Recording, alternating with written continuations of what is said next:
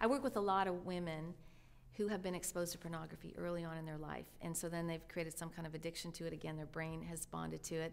And even though in our culture, I think men tend to be more prone to sexual addiction, we're seeing a greater increase in women who are becoming addicted to pornography.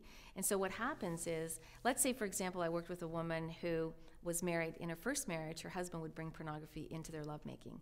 And so here she was now bonding her brain, and you're creating this bond with pornography, and you're associating it with your lovemaking, and so your brain is starting to be aroused by that, because we're all very easily aroused by pornography, even if we don't think we can be or want to be. We're just sexual beings.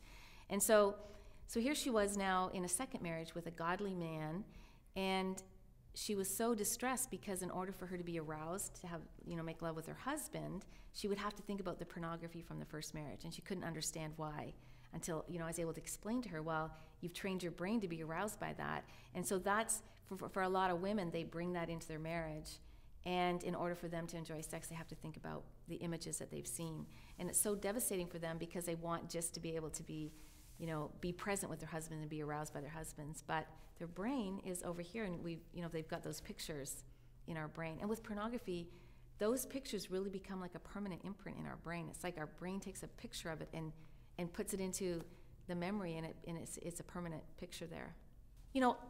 Addiction to pornography is like any addiction. So it's kind of retraining the brain. So it's making strategic steps to, eliminate that from your life.